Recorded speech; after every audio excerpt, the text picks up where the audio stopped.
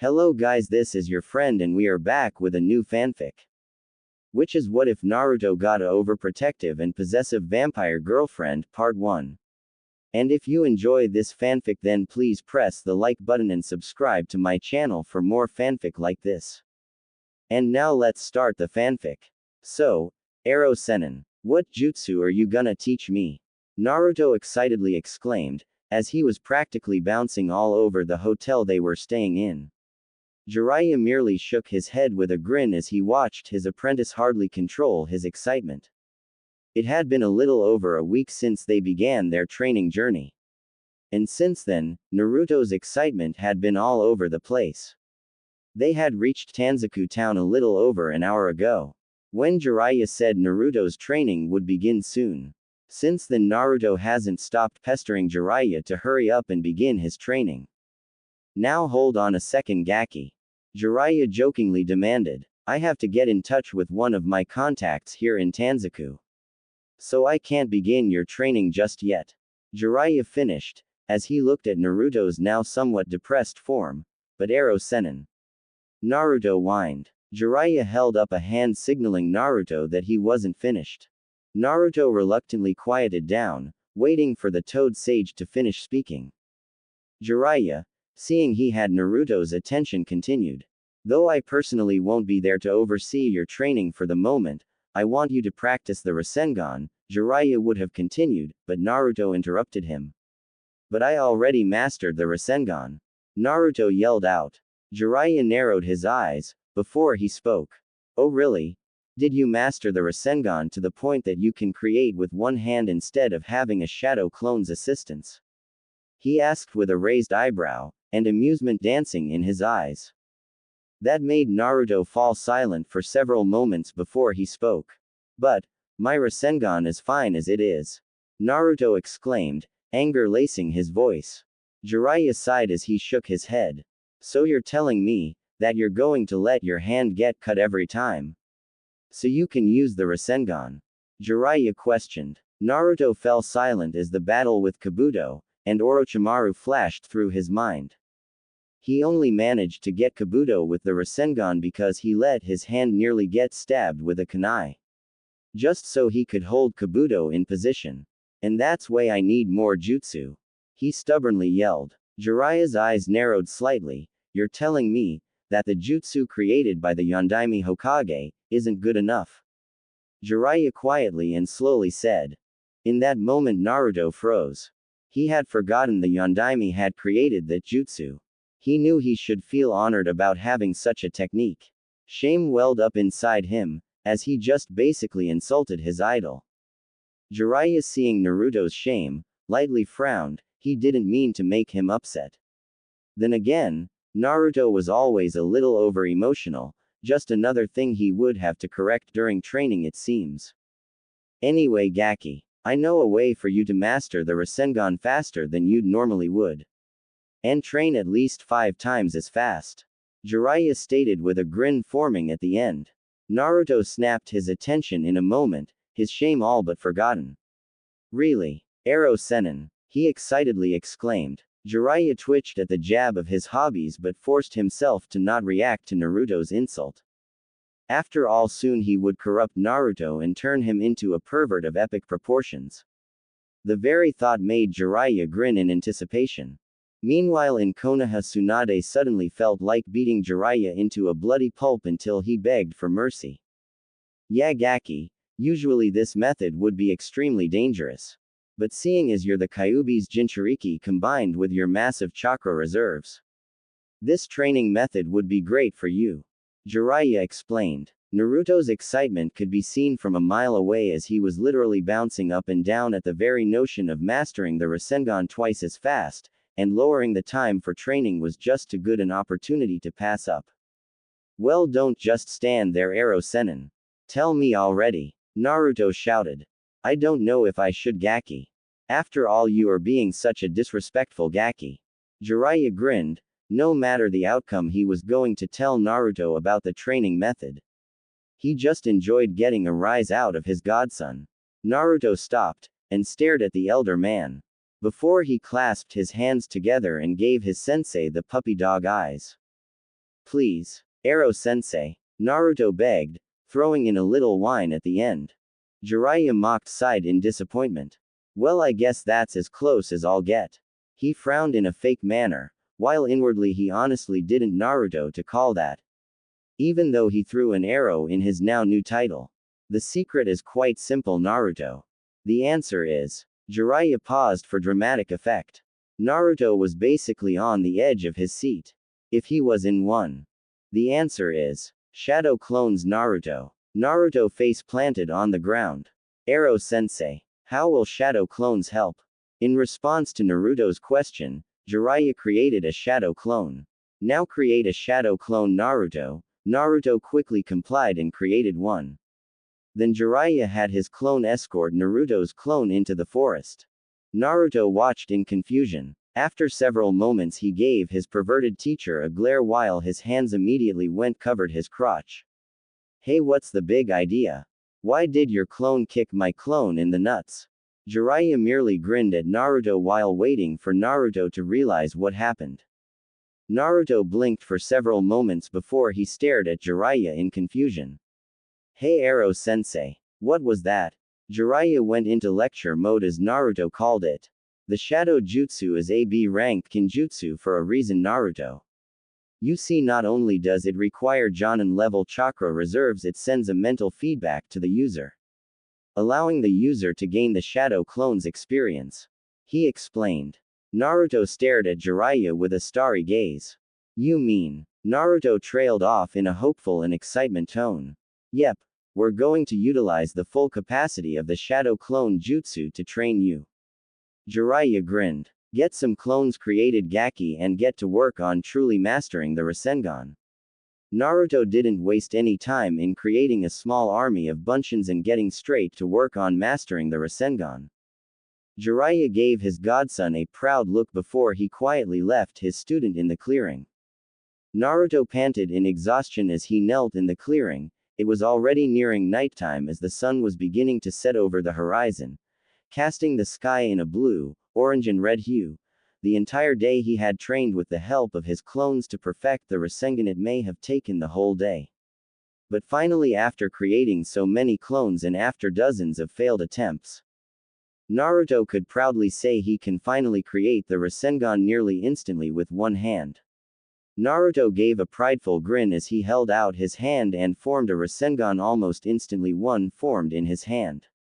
The blue spiraling sphere always fascinated Naruto. The way it spiraled constantly, the bright glow that it gave, and the way it was perfectly round and big enough to hold in your hand. It didn't look so dangerous, and yet, it was one of the most feared jutsu in the elemental nations created by the Yondaime Hokage, second only to the Yondaime's famed Hiraishin. Just as Naruto was going to dismiss the Rasengan, a clapping sound echoed across the clearing, followed by a soft and enticing voice. Well, that was quite amazing. I was watching you the entire day and I still can't believe you're still here. Not to mention you didn't give up no matter how hard it seemed. The second Naruto heard the voice, he spun around to face the person who startled him. And his breath slightly hitched in his throat while a slight blush crossed his features at the sight that was before him. There, standing the branch of a tree, was a girl even prettier than his Sakura. No, scratch that. This was the most beautiful girl he ever saw, period. She long silvery white hair reaching just past her knees, tied into two pigtails on the sides of her head, held by black ribbons with Heim-style bangs. Two bags framed her face and stopped at her chest. Her face was heart-shaped with smooth pale skin, a small and cute nose, pink eyes with slits for pupils. Her eyelashes were slightly curved and long, and her lips were pink, and Naruto could tell it wasn't lipstick, they were naturally like that. And her mouth was set into a teasing smirk, as if she knew he was admiring her beauty and she wasn't afraid of you admiring her as long as you don't undress her with your eyes. And Naruto was certain he saw slightly longer and sharper than normal canines. But he was probably imagining it. Right. Another thing he registered was how petite she was. But strangely it seemed to suit her, and just add to her beauty. She wore a black shirt with dark red spiraling bats on the back. She had gray shorts that reach her knees, leaving the rest of her slender legs exposed. She had black sandals with dark red strappings. She had a belt wrapped around her waist that held an assortment of pouches. Naruto didn't know what they held, but he assumed they were kunai and shurikens in there, at least he thought so. Once he was done taking in the girl's appearance, he just stared. And the girl just stared right back with that teasing smirk still on her face. Soon Naruto just pointed his finger at her and shouted, "You were watching me the entire day," he exclaimed with widened eyes. The white-haired girl giggled cutely. "Is that a problem?" she asked in teasing manner, as if she wasn't just spying on someone. "Is that a problem? Of course that's a problem, you can't just spy on people," he shouted, pointing at her in an accusing manner. "My name is Shiro, what's yours?" she asked, completely ignoring his reaction to her spy. "Oh, watching, yes, watching." No one told her what to do. No one. Naruto, completely forgetting the fact she spied on him, instantly grinned and pointed his thumb at himself. "My name is Uzumaki Naruto. Future Hokage of Konoha. Dadbeo." Shiroi tilted her head slightly. "Dadbeo," she said with an elegantly raised eyebrow. Naruto sheepishly scratched his head. Sorry, it's a verbal tic," he sheepishly chuckled. She blinked several times before she giggled. "I think it's a little cute," she said with a grin at the end. This time Naruto knew he wasn't imagining things. She really did have longer and sharper canines than people normally did. They looked like small fangs. Fangs. He shuddered at the possibilities of her biting someone with those. Suddenly Naruto felt the Kyuubi's presence in the back of his mind. So she's one of that kind," the Kyuubi muttered. "Kyuubi? What are you talking about?" Naruto cautiously questioned. The Kyuubi debated on whether or not he should tell Naruto what he knew.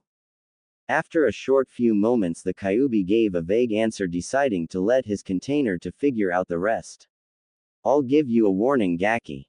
Be careful with that blood sucker," Kyuubi stated. "Now be gone and never bother me again unless you want me to tear the flesh from your bones, human," he suddenly roared before he retreated back into his cage to get more sleep.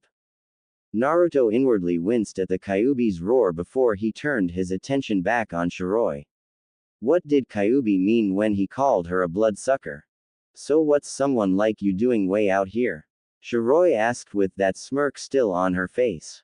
Naruto stared at her. "Training," he answered simply. Shiroi raised her eyebrow again. "Really? That's interesting." Before she reached into her pouch, Naruto tensed. Was she going to attack him? Was she pulling out a weapon of mass destruction? And of all the things he was expecting, he wasn't expecting her to pull out a white handkerchief. What? Naruto blinked in confusion as she held out the handkerchief and let it fall to the ground beneath her from her spot on the tree. He stared at her, and she in turn gave him an expectant look. He tilted his head again in confusion. Shiroi sighed in annoyance. "It is considered gentlemanlike when you pick up a girl's handkerchief," she deadpanned. Naruto made a "oh" with his mouth in understanding before he moved towards the handkerchief, never seeing the growing smirk on Shiroi's face. After Naruto picked up the handkerchief, he looked up the tree preparing to hand Shiroi her handkerchief. Only problem was she wasn't there anymore. Before he could comprehend what happened, he was suddenly sent flying through the air, until he roughly hit the hard ground. "Itai," Naruto said in pain. He winced as he felt a couple of his bones crack. But didn't have to worry as the Kyuubi already started on healing his injuries. After several moments he was nearly fully healed. He attempted to stand, only to find that he couldn't. He opened his eyes, never realizing he closed them, and was treated to the sight of Shiroi straddling his prone form while her arms holding down his arms. He gained a growing blush at the action. Shiroi giggled slightly as she watched the growing blush on his face. What are you doing?" Naruto stuttered. Shiroi smirked. "The thing is, I need a little snack and you're the only person around here. Not to mention my instincts tell me that your blood would make a good snack for now," she explained. "Oh, but don't worry. I won't kill you, it's just a snack I'm having." This won't take longer than 2 minutes, I promise. She cooed, before she began to lower her face. What? N now hold on a minute. What or why you talking about? Naruto asked in confusion and panic as she continued to lower her face. And were those fangs getting longer? Shish, it's okay. This won't hurt a bit. The silvery white-haired girl said, as her eyes glowed slightly with a pink light. Naruto shivered as her breath was tickling his neck. However, before he could question Shiro on what she meant, he felt a dull pain in his neck before it faded. He tilted his head to see Shiro with her mouth on his neck and blood slightly dripping from the area where her mouth was. Naruto paled slightly as he realized she was actually sucking his blood. He felt a surge of panic, before he forced himself to calm down. Just remain calm, it's not like she was gonna stay there forever, right? Shiro was enjoying heaven right now. The blood was just so good, it was the most delicious blood she ever tasted. It was quite literally better than anything she ever tasted, and she tasted some of the most delicious food in the world. And the best part, his blood was regenerating faster than she could drink. He quite literally had a limitless supply of blood. I can stay like this forever, she thought in a daze. Her eyes glazed over, and a feral gleam entered her eyes. She held onto him a bit tighter in order to press herself against him, almost as if she were trying to melt into Naruto. And Naruto watched with a confused manner while he also blushed up a storm. He was blushing a shade of red that it would have made Hinata proud. Though the feral quality was a bit disturbing to him. He just hoped that she would stop soon. After all, he felt like she was probably doing more than just drinking his blood. He had no idea just how right he was. Shiro, still in her feral state, only had one thought running through her mind. Her instincts were demanding that she mark him as her mate. They demanded that she make him hers, but she knew she couldn't force him to. She didn't know why her instincts were telling her to make him her mate, but she knew that her instincts were never wrong before. Her best bet would be to get close to him and get him to fall for her. And maybe, just maybe, she could see why her instincts demanded to make him her mate, though she did have a method of truly knowing him. But she didn't like doing that. Not only was it an invasion of privacy, it was a total mind. But damn it, her instincts were screaming at her to disregard her morals. But she wouldn't. She wouldn't become a slave to her instincts. She wouldn't review Naruto's memories without his permission. They were his memories, she had no right to see them without his permission. However, again, her instincts didn't agree with her, as they still demanded that she mate with him. No. Bad instincts. Down. I will decide whether or not he will be my mate. And I will only review his memories if he lets me. Am I clear? She shouted in her mind. Her instincts hissed their displeasure but backed off. And so the feral quality in her eyes faded. Shiro, having her fill of blood, slowly detached from Naruto's neck, a single trail of saliva and blood connecting the two before it snapped. Naruto, now positive that Shiro was done, slowly sat up while Shiro stayed straddling him. Shiro. See, could you get off me please? Shiro grinned, exposing her fangs. What if I like staying like this, she asked in an amused tone. Naruto didn't take notice of the amused tone as he panicked. Wait. I didn't mean to offend if you liked staying like this, it's just I'm a little uncomfortable. And please don't hit me. He shouted with his hands immediately moving to shield his head. Shiro blinked stupidly. Why would I hit you? Naruto peeked at her from his defensive position. Usually when I did something stupid or when I stammer in my sentences, Sakura would hit me. Shiro noticed the slip of tongue he had. However, she felt a coursing rage flow through her when she heard of how this Sakura would hit him over the most trivial of things. Her instincts came back and demand she find the girl and devour her blood until she was a lifeless husk. But she held in her rage and calmed herself, though she made a mental note to see who Sakura was when she reviewed his memories. If he allowed it, of course. I'm not gonna hit you, Naruto-kun. The silvery white-haired girl said with a warm smile. Naruto looked into her eyes and saw the truth behind them. He grinned stupidly before he posed a question. So Shiroi, why did you drink my blood? Isn't obvious. Shiroi deadpanned. I'm a vampire, she stated with a prideful grin. She noted how Naruto looked at her with widened eyes before a grin erupted from his face, much to her surprise. So you're an awesome super strong vampire. Like the ones I heard of in books. Naruto shouted in excitement. I always wondered what it would be like if I met one. To say Shiroi was shocked was an understatement. He wasn't afraid of her. He's not afraid of me, she thought in bliss. So what type of super cool powers do you have, Shiroi-chan? Naruto asked in curiosity and excitement. C-chan. Shiroi thought with a slight pink hue to her cheeks, not that Naruto noticed. Well, vampires have various abilities that are extremely useful. Seeing Naruto about to shout in excitement again, she caressed his cheek to calm him down because 1. She didn't like being interrupted, and 2. She just wanted to caress his cheek. Though that seemed to have a different effect on Naruto, seeing as by caressing his cheek, she was also caressing his whiskers.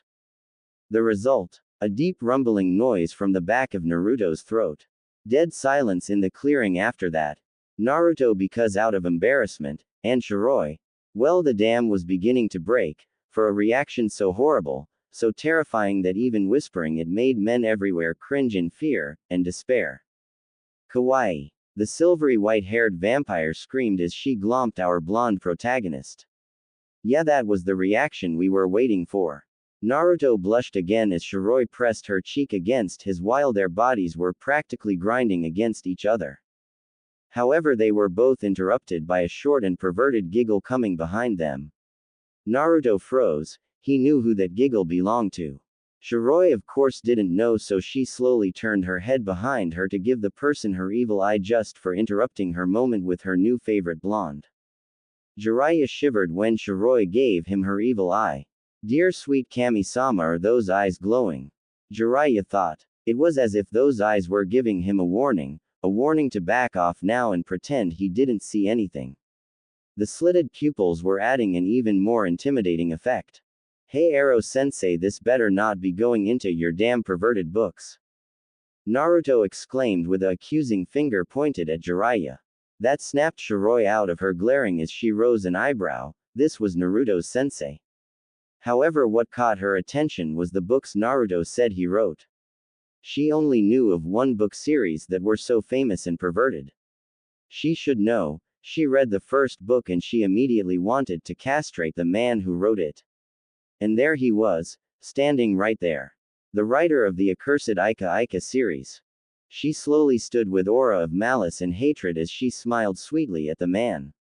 You're the author of Ika Ika, correct? She asked with a sugary sweet tone. Jiraiya gulped but nodded with a bit of pride. Wait, pride? Oh hell no, you're not allowed to feel pride because of what you wrote, you perverted old bastard.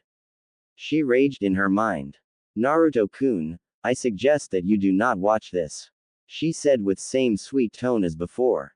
Naruto couldn't even move because of the fear she was feeling. And so he was forced to watch as Shiroi beat his sensei into a bloody pulp while also kicking him in the crotch with bone-shattering strength, allowing the man's screams of pain to be heard all across the elemental nations.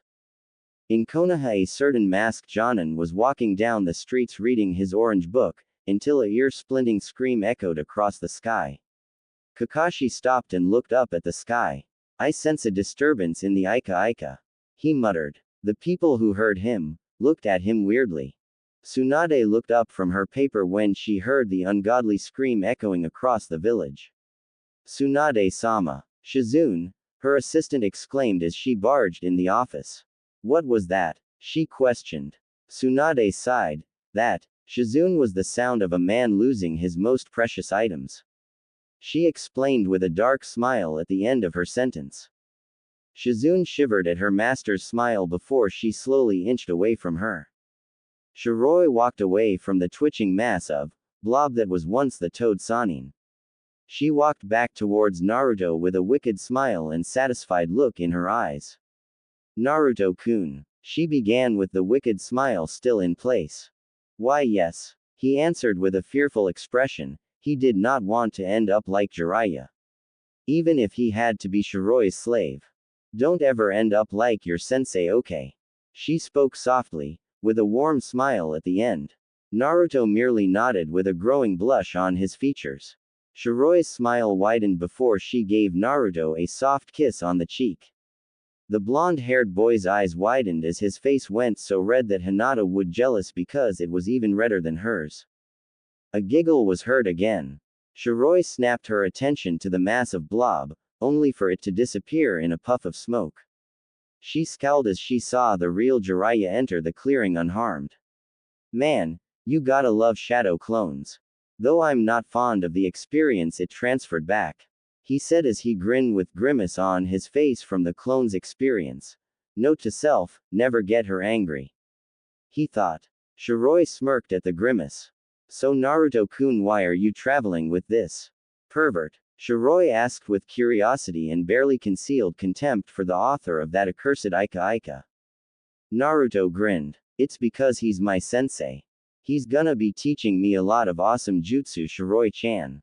He explained with excitement. Shiroi gave Jiraiya a glare, and Jiraiya knew what that glare meant. It meant that if he tried to corrupt Naruto and turn him into a pervert, she was gonna castrate him. He sighed in disappointment, all of that planning on getting Naruto fixed on his perverted ways. Ruined. He inwardly cried anime tears. Shiroi, seeing Jiraiya sigh in disappointment, felt a surge of female anger. That pervert was actually going to try and corrupt her Naruto. Wait, when did Naruto become hers? It didn't matter. Because she actually liked the idea of him belonging to her. And goddammit, when she wanted something she'll get it. So if she wanted Naruto, then she was gonna get him. When she got him to fall in love with her, she'll make her move. She just had to be patient. Jiraiya noticed the predatory gleam in her eyes as she looked at Naruto, and he inwardly smirked. Naruto really needed a girl in his life, plus he needed to get past that other girl, Sakura. In Jiraiya's opinion, the pink-haired girl didn't deserve Naruto's attention, but this girl. Maybe she can take Naruto's attention away from Sakura. Okay Gaki, you can hang out with your girlfriend another time. It's time to rest up in a hotel. Because we're leaving Tanzaku first thing tomorrow. Jiraiya stated. Naruto stuttered as the notion that Shiroi was his girlfriend. I mean, why would a girl as beautiful as her want him as a boyfriend? The stray thought depressed for a moment. Shiroi didn't deny the girlfriend joke. On it was the opposite really, as she found herself giving Naruto a predatory grin. Uzumaki Shiroi. It has a nice ring to it. She blissfully thought. Well, time to go Gaki. Jiraiya said before he turned to Shiroi. I glad you kept my student company, Kami knows he needed it. Jiraiya grinned. Shiroi tilted her head slightly. What did he mean by that? Okay. Bye Shiroi-chan. It was nice meeting someone as awesome as you. Naruto said in slight disappointment. Shiroi grinned. Hey now, you didn't think you two were the only ones traveling the elemental nations, did you? She playfully asked. Jiraiya and Naruto looked at each other before Naruto gave Jiraiya a look. Jiraiya mock sighed in annoyance when inwardly he was jumping for joy at the prospect of his student becoming a couple with the silvery-haired girl. Then how would you like to travel with us? Shiroi, was it? The white-haired toad Sanin asked. Shiroi eagerly nodded at Jiraiya's question. Then welcome aboard, Shiroi-chan. Naruto shouted in excitement. Shiroi giggled, while Jiraiya muttered something along the lines of, inspiration for my next book.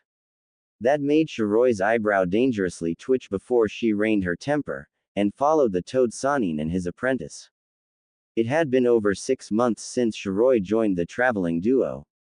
And she must say they were both entertaining and amusing, what with their quirks and whatnot. She now understood why her instincts wanted her to mate with Naruto.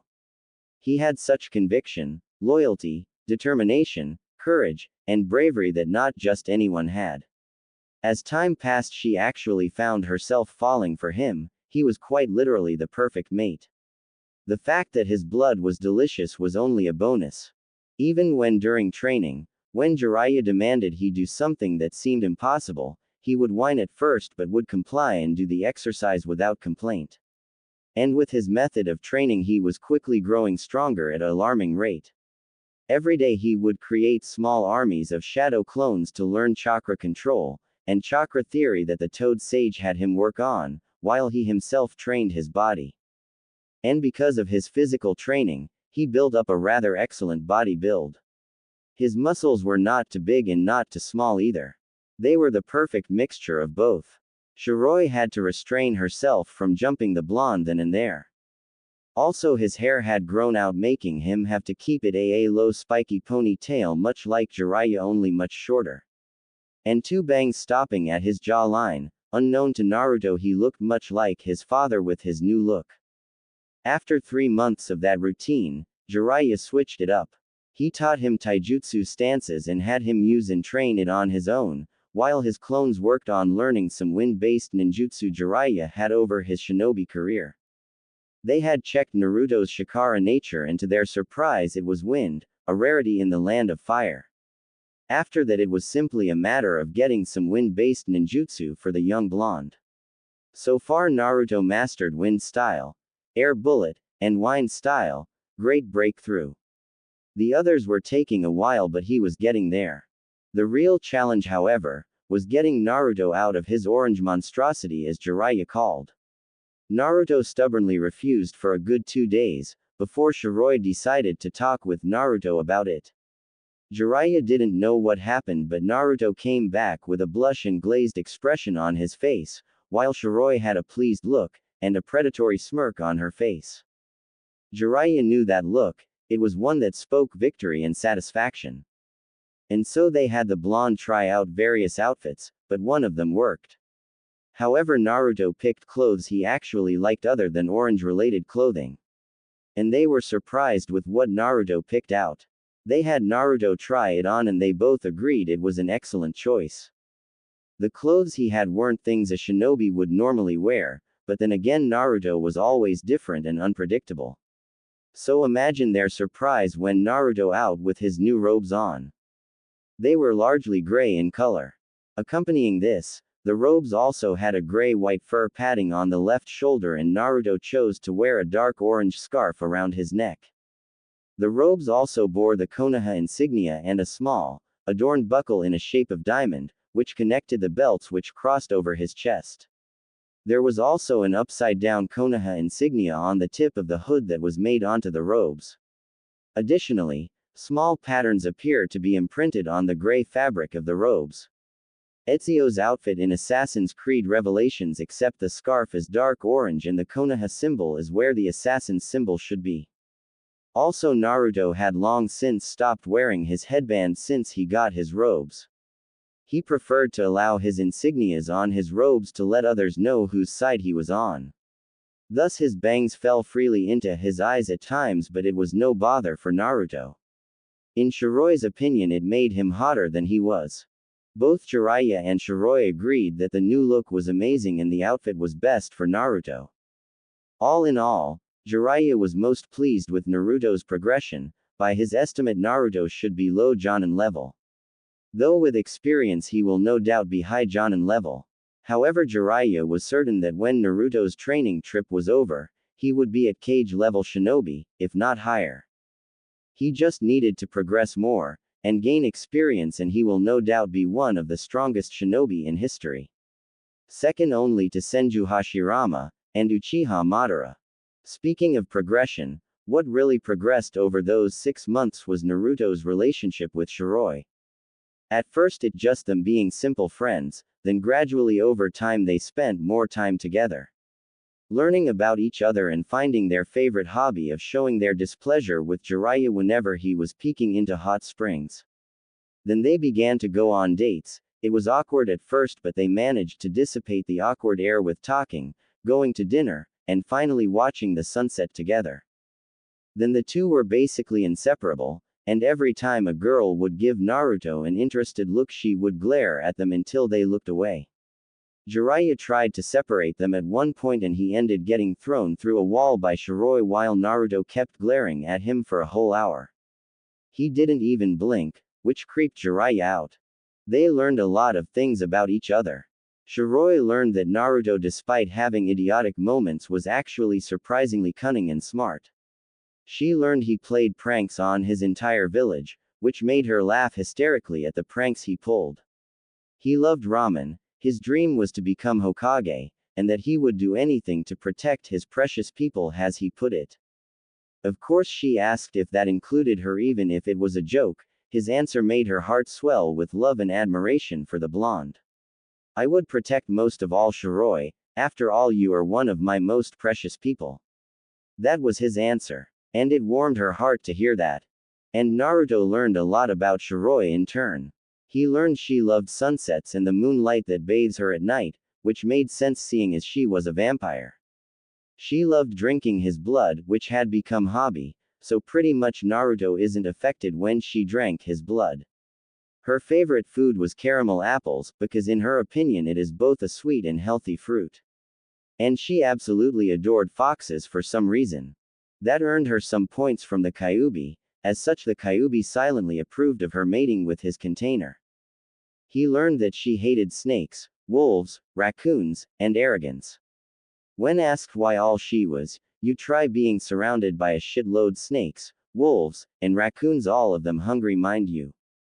And the reason why you were surrounded by them in the first place is because you were too arrogant." Naruto nodded in understanding, and left at that.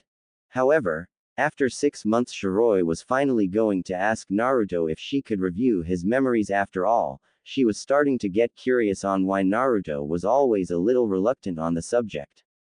Which led to their current situation, with Shiroi sitting in front of Naruto with her legs crossed while they were just outside the outskirts of Shukuba town, a fair distance away from Konoha. Jiraiya had left them so he could meet with one of his contacts, when both Shiroi and Naruto knew he was just gonna go peek on women in the hot springs. Shiroi let him go because she wanted to be alone with Naruto when he asked him her question. "So what did you need me for, Shiroi-chan?" Naruto asked with a tilt of his head, with his eyes showing curiosity, as he removed his hood from his head. He had gotten a habit of keeping his hood up at all times. When asked why, he merely said he wanted to keep the mysterious air around him. Plus, it was funny watching others try to see past his hood by carefully trying to peek under it. Shiroi looked Naruto dead in the eyes, showing the seriousness of the situation. "Naruto, I have a little trick that will let me see your memories. I would like to see them. That is, if you'll let me." She decided to just get out with it and be blunt about it. Naruto hesitated, and he uncertainly looked into her eyes. If she wanted to see his memories, then that would mean she would learn about Kyuubi. Would she begin hating him just like the rest of Konoha? He couldn't bear it if she began hating him. After all, he had fallen for the girl a while ago. She was just so beautiful, kind when she wanted to be, and she had a strong personality. If she began hating him, then Naruto would forever give up on love. Inside his mind, Kyuubi snorted. The girl was a vampire, and vampires were always treated as outcasts by humans. As such, she would judge him just because he was in his container. The boy had trust issues, the Kyuubi decided. Shiroi, seeing Naruto's distraught and hesitation, smiled reassuringly. "It's okay, Naruto-kun. I promise my opinion of you won't change," she assured. That was all Naruto needed to know as he nodded with resolutely. "So, how does this work, Shiroi-chan?" he asked. "It's quite simple. You see, for vampires, blood is our primary source of strength.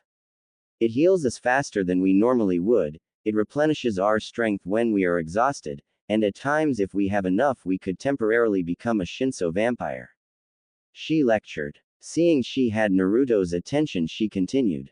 "Another useful ability is to see the memories of the person we drink blood from," she explained. "How does that work?" Naruto asked with a raised eyebrow.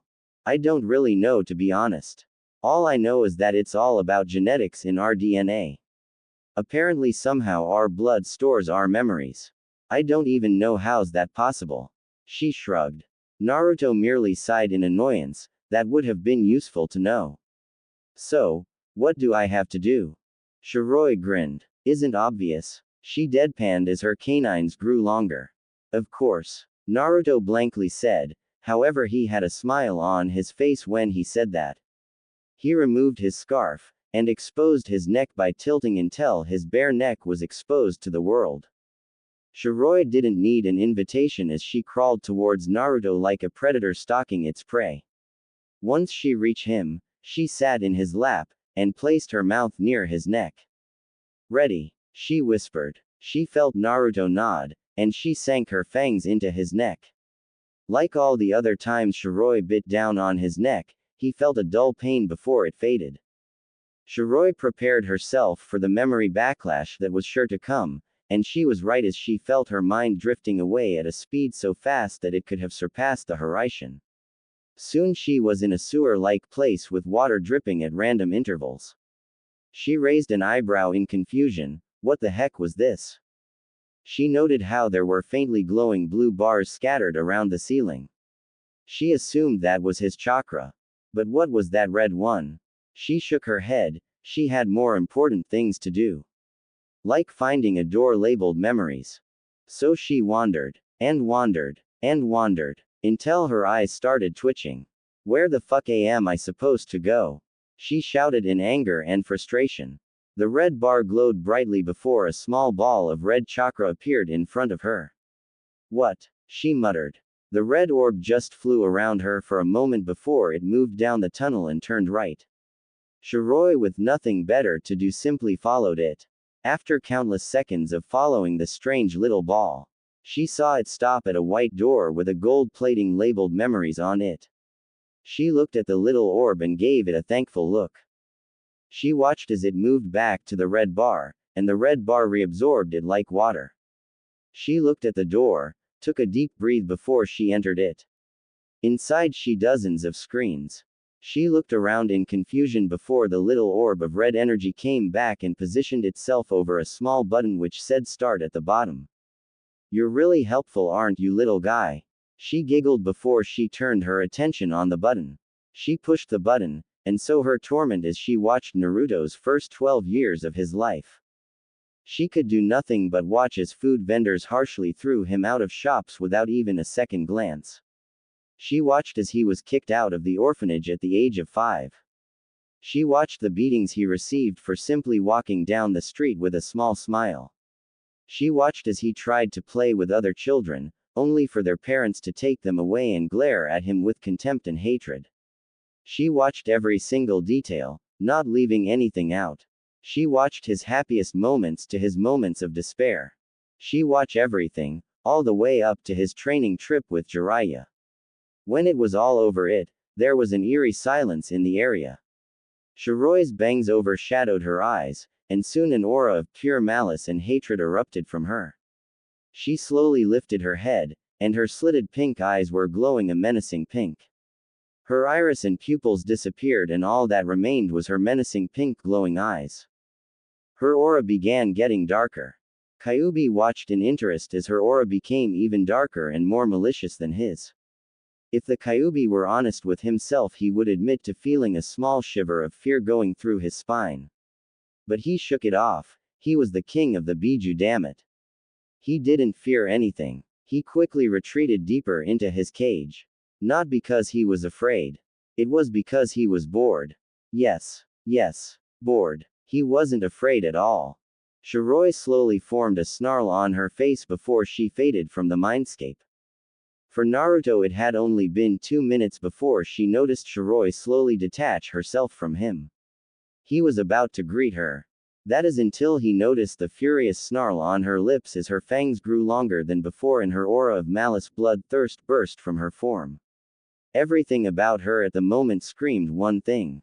Fury. Sheer, unadulterated fury, and rage. A loud growl emanated from her throat, as she glared maliciously in the direction of Konoha. Shiroi-chan, calm down, Naruto shouted. Kill, kill, kill. Was the only thought going through Shiroi's mind. Her instincts begging, pleading, demanding. That she go to grounds that Konoha laid upon. And to burn it to the fucking ground. A furious growl erupted from her lips as her eyes glowed dangerously brighter.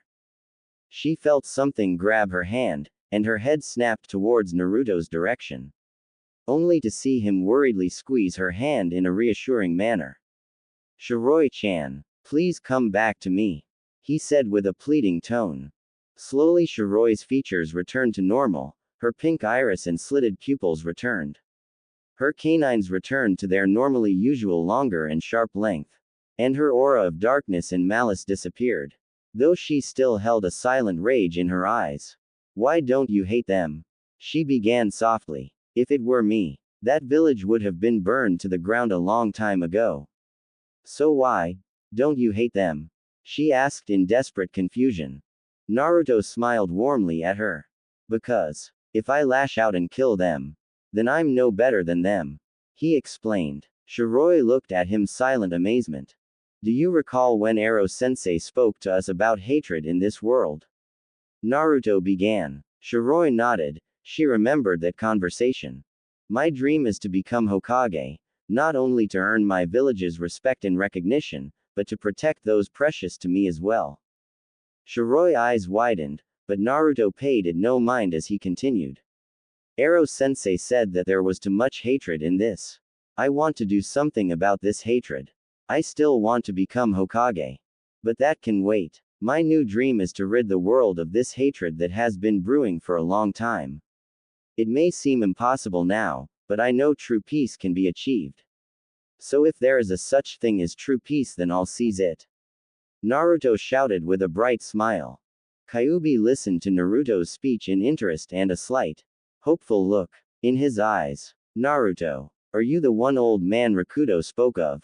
The Kyuubi thought. Shiroi stared at Naruto in admiration and awe. This boy, no, this man was truly something else. He was a gift from Kami-sama which others took for granted. She decided. This was the only male worthy of becoming her mate. The only male she would ever touch, and the only one she will truly love. Naruto, she lovingly said. Yes. He tilted his head in confusion. He didn't have time to react as Shiroi's soft pink lips connected with his.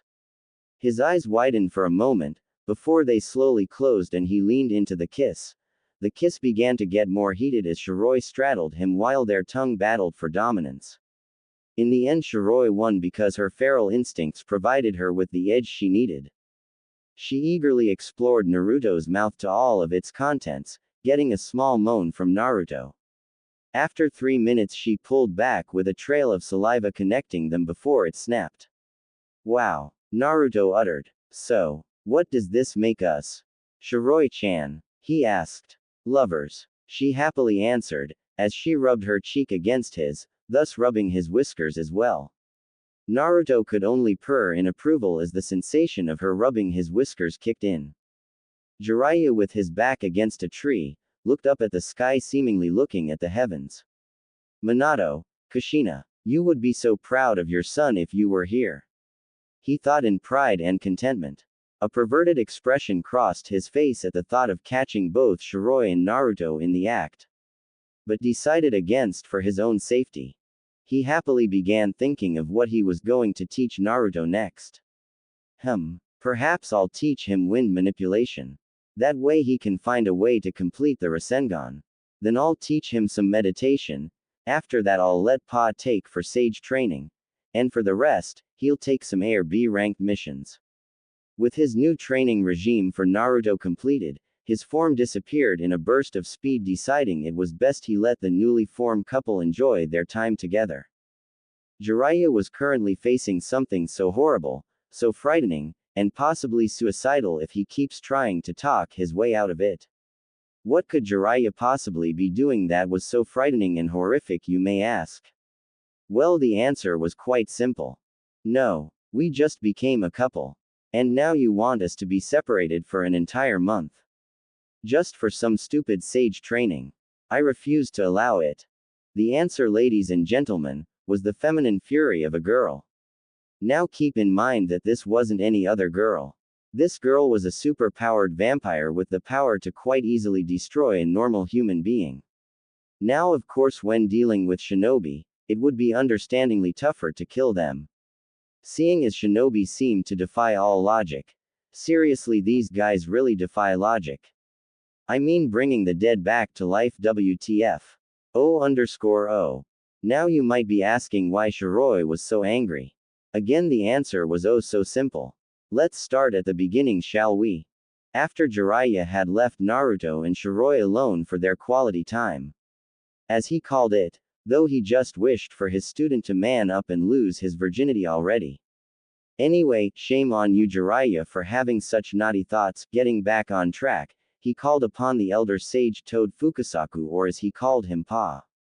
He called upon the elder Toad sage after he finished peeking on some hot springs. And Jiraiya immediately got to business, and stated he wanted him to train Naruto in Senjutsu Chakra. After he mastered wind manipulation training of course. And with the way Naruto used shadow clones, he had no doubt he would master wind manipulation in about 2 months tops. This led to a small argument on whether or not Naruto was ready for sage training or not. After several hours of debate, Pa agreed to teach Naruto the ways of the sage if he deemed him worthy. After that Pa simply vanished in a poof of smoke.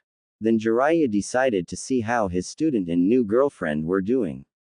The scene he saw when he reached the spot where he left them made him giggle in a perverted manner. Hey, don't look at Jiraiya like that, you would probably giggle too if you saw your student and his girlfriend cuddling in their sleep. And I don't mean the normal kind of cuddles, I'm talking about the one where you are quite literally grinding against each other. The soft moans they were unconsciously releasing were not helping either. Thankfully they still had their clothes on, otherwise Jiraiya would have died of a nosebleed. He tried pulling them apart so that he may drag them to town and put them to bed. Only problem was every time he tried Shiroi would unconsciously try to kick him in the crotch. So he was forced to make camp there for the rest of the night. He may seem irresponsible, but he would never leave his student and his girlfriend alone in the forest. After all there were a lot of shady characters out there.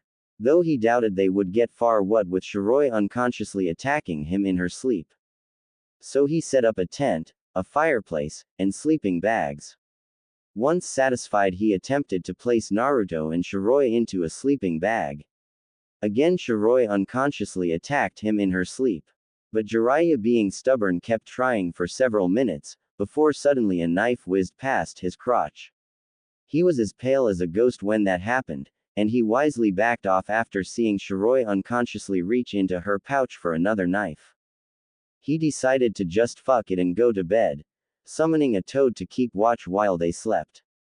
After that his dreams were a blur of hot springs, women, and sake. The next morning, he woke up refreshed.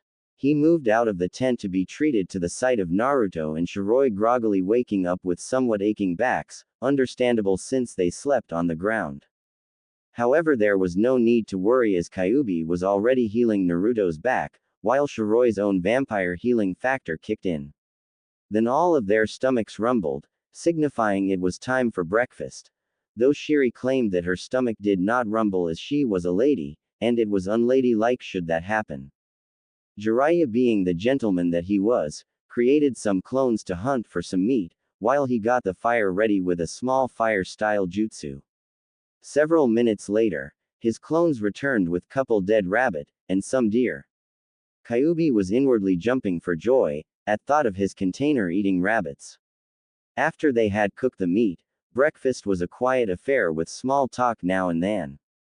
After Jiraiya was done, and Naruto just finishing, while Shiroi was still eating taking her time with her meal, Jiraiya began proposing his new training regime for Naruto.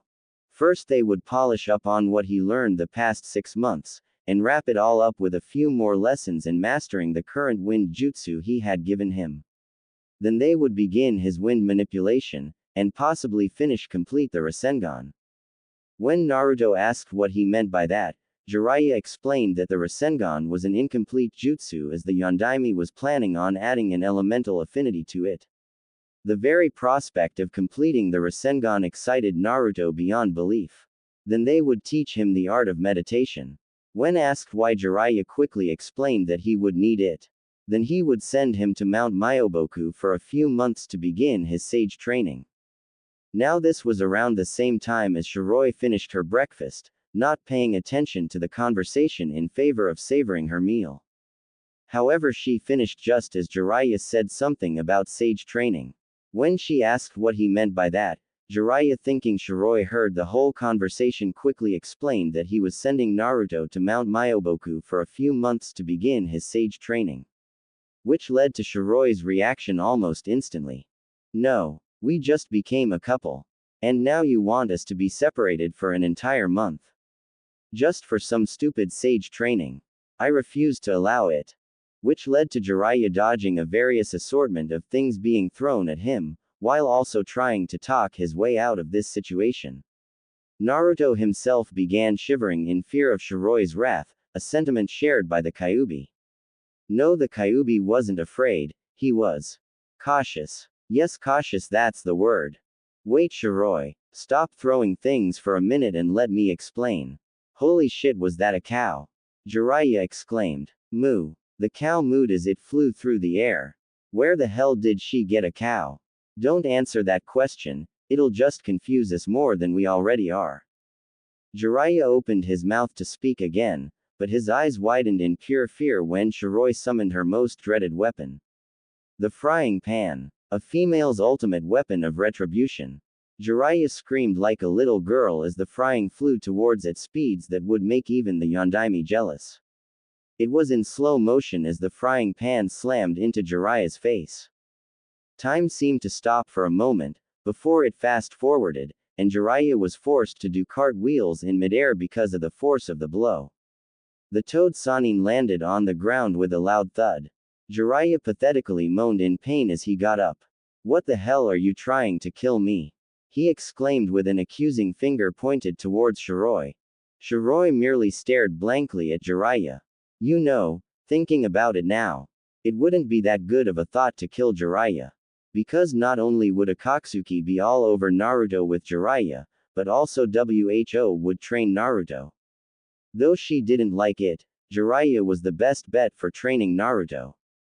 She just had to make sure he didn't try corrupting him when she wasn't looking. You hear that, Jiraiya? She's watching you, like a damn hawk. No arrow, Gigi. I'm just a little angry that you're planning on taking away Naruto-kun for 3 months, after we just became a couple. She huffed. Hey, wait a minute. When did I say that? Jiraiya yelled in confusion. You said you were taking away Naruto-kun for a whole 3 months. Don't you dare lie to me. She snapped. Shiroi-chan, how much of our conversation did you hear? Naruto spoke, now sure that Shiroi's wrath was somewhat sedated. Shiroi titled her head in a cute and confused manner. To be honest, all I heard was something about sage training, and a few months. She sheepishly answered. Jiraiya twitched before he sighed. First, I'm going to give Naruto the basics of wind manipulation, then we're going to train him in that for at least 2 months. Then I'm gonna give Naruto some lesson on meditation for however long it takes, after that then I'll take Naruto to Mount Myoboku. He explained. Shiroi blinked, before she sheepishly chuckled. Sorry, she said with a bright smile.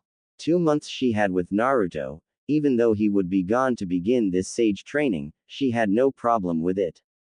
Though a part of her wanted to go with Naruto, but she didn't want to seem selfish.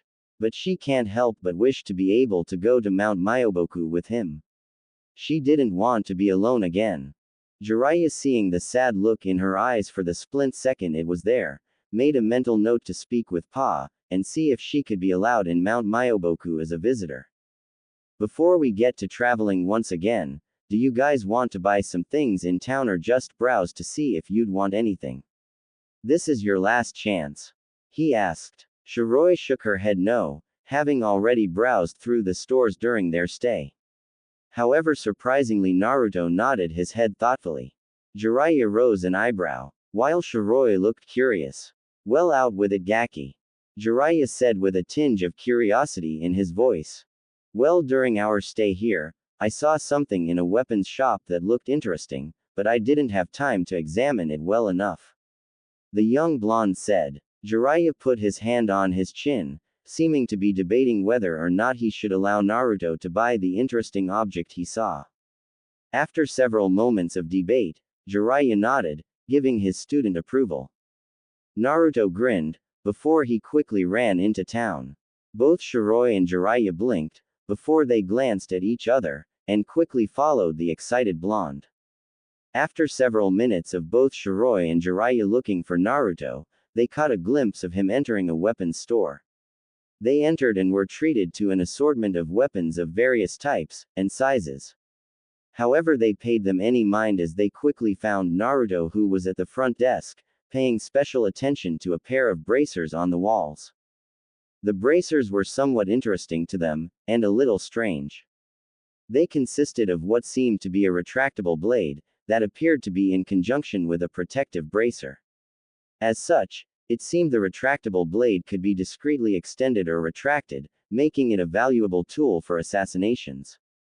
The hidden blades from Assassin's Creed except without the assassin's insignia. They had no idea what it was capable of, but it didn't seem capable of much seeing how it was so old and rusted.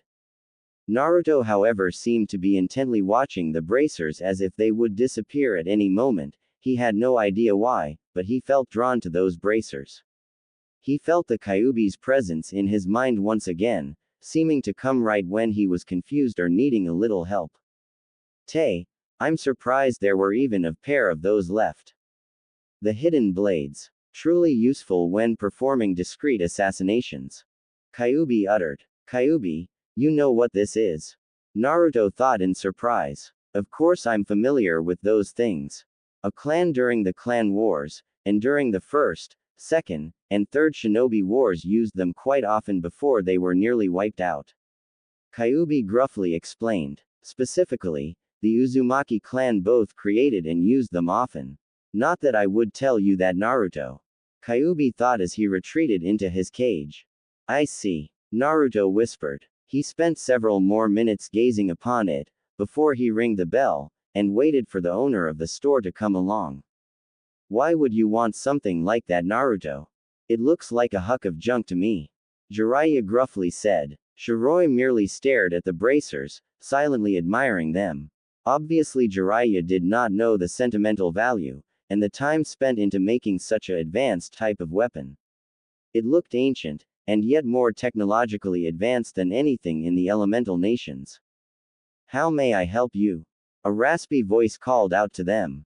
An elderly gentleman now stood in front of the counter, his gray hair falling just above his shoulders. While wrinkles were nearly all over his face and forehead. He wore a traditional red robes with blue feathers adorning the fabric.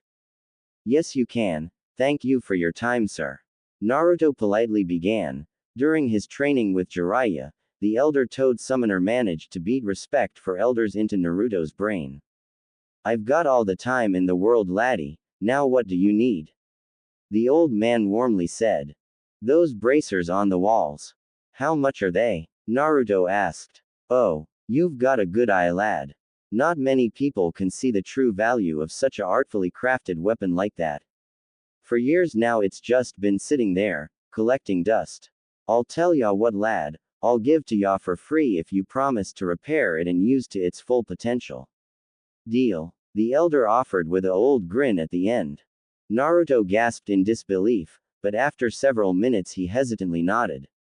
The elder smiled happily, before he removed the bracers from the wall, wrapped it around in a black cloth, and handed them to Naruto. Remember your promise, lad, the elder reminded. Naruto nodded happily as sealed it into the storage seal he placed in his left arm. Once that was done, Jiraiya, Shiroi, and Naruto bid the elderly man farewell. And left the shop soon after that. Leaving the town, Naruto couldn't help but wonder how he was going to repair the hidden blades, as Kyuubi called it. Yes, the hidden blades. He couldn't help but wonder how he was gonna repair something so complicated. Seriously, I don't understand why we wasted our time with something as useless as those. Jiraiya grumbled. Naruto twitched. Jiraiya's complaints over the subject were really annoying him so far. It seemed that sentiment was shared by Shiroi as well, as she spoke in an annoyed and slightly superior tone to Jiraiya.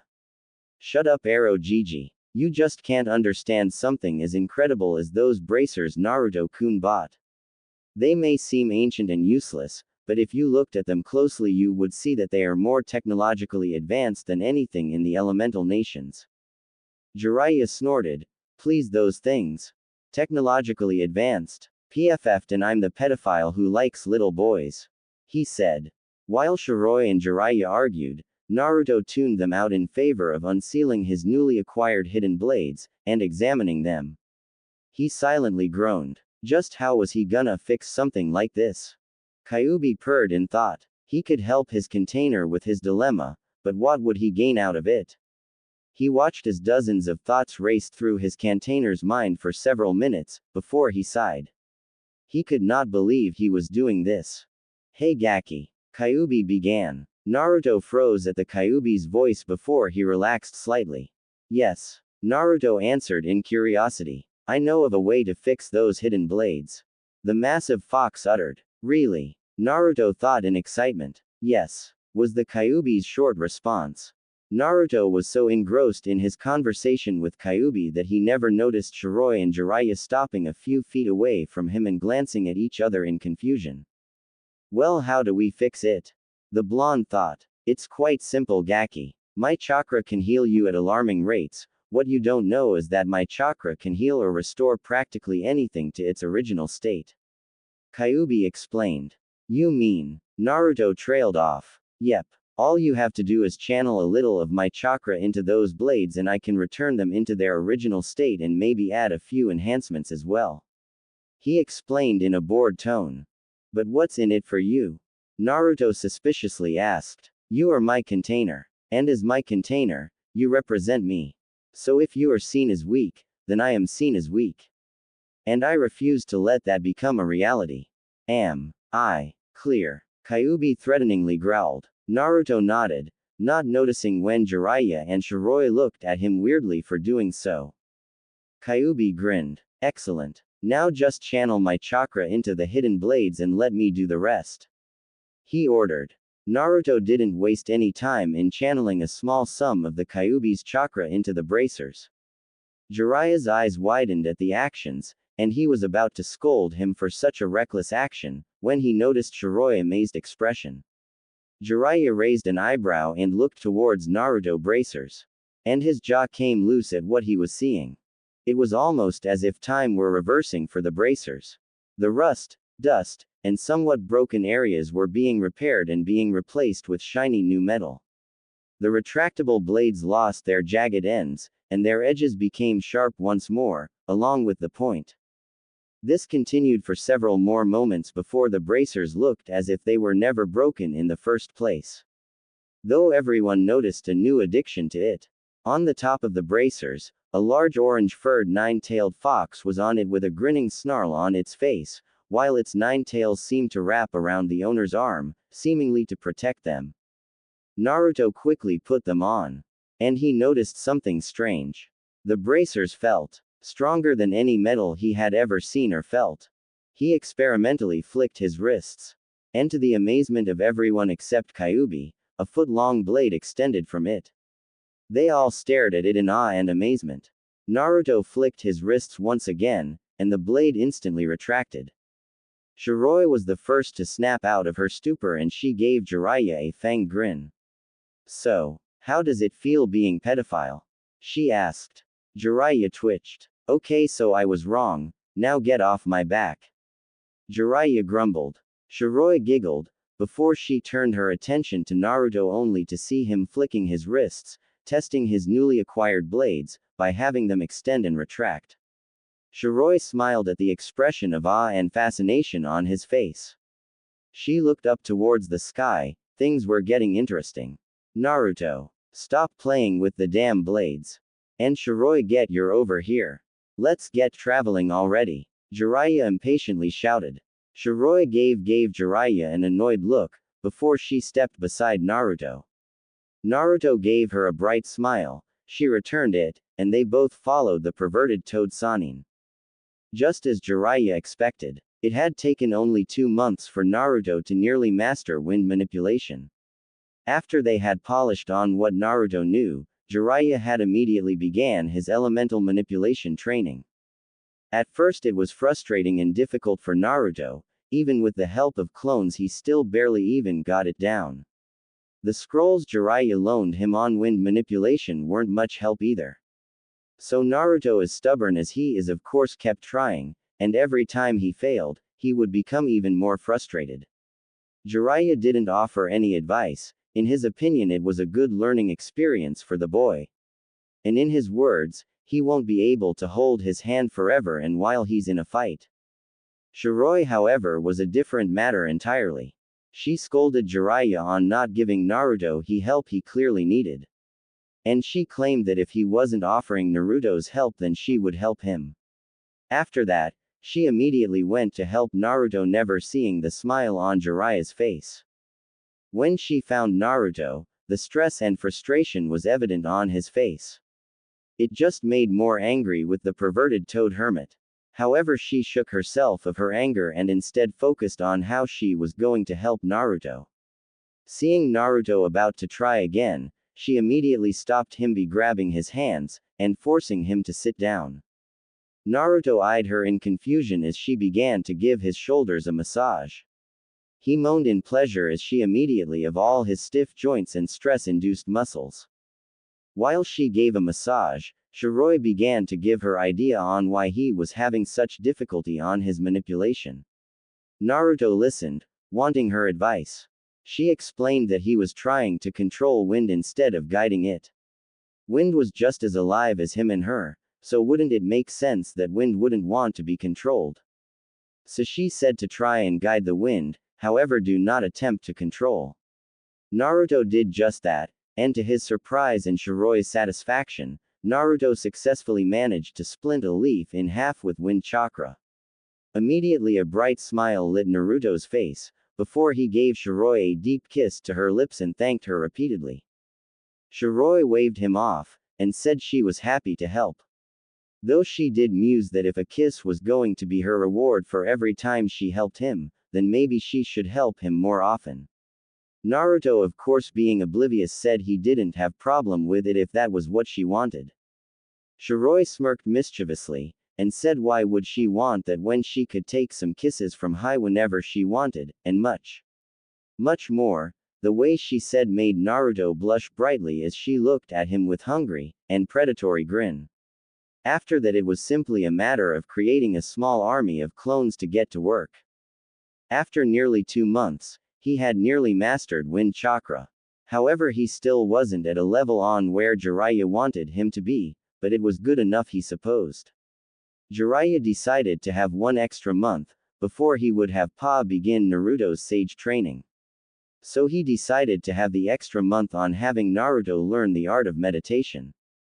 But for now, Naruto earned a day's rest. Which was why Naruto was currently in a hot spring, while Jiraiya wandered around the small settlement. Probably looking for a brothel. Naruto sighed in content as he sat in the hot spring. These things were a blessing for all shinobi, of that Naruto was sure of. After all, a shinobi job wasn't easy. Most people assume that a shinobi life was just training, and doing missions to both get the village money, and for the sake of glory. But Naruto realized that wasn't what a shinobi was. Shinobi were the protectors of their homes. They trained for the sake of the village so that if it were attacked, then they would be strong enough to defend it. And shinobi accepted missions from various clients, so that they may experience the world outside the village walls. So that they knew what they needed to protect the village from, that was the purpose of missions. They were to show other shinobi that the world was all black and white, in the middle there was a shade of gray. And that shade of gray is hardly ever seen in this world. Naruto didn't know which side he belonged to. He wasn't in the white area, seeing as there is no white in a shinobi's career. He wasn't in the black area, seeing as he would never do such terrible things to others. Maybe he was a part of the gray but also leaning more towards the white. He shook his head of such thoughts. He shouldn't be thinking of such things. Today he was supposed to relax, so he might as well start. He heard the door to the hot spring open, and he assumed that his perverted teacher had returned. So imagine his shock when he turned around and came face to face with a Shiro who wore a towel covering her body. He blushed brightly at how beautiful at the moment the way her wet form seemed to glisten, the way her pale skin seemed to shine against the water. Her silvery white hair was out of her usual pigtails, letting flow freely down her back. Made her seem even more beautiful in his eyes. And finally her slitted pink eyes. Oh, those eyes made her seem exotic, and more unique than anyone he had ever met.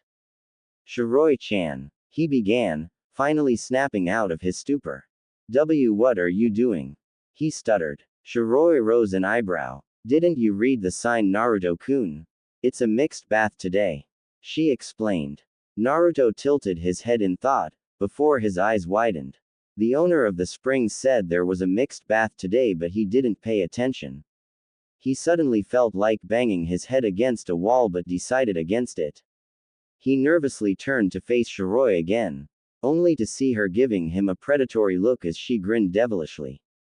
Do you like what you see? She began as she slowly stalked toward him, letting her towel fall as she reached into the water.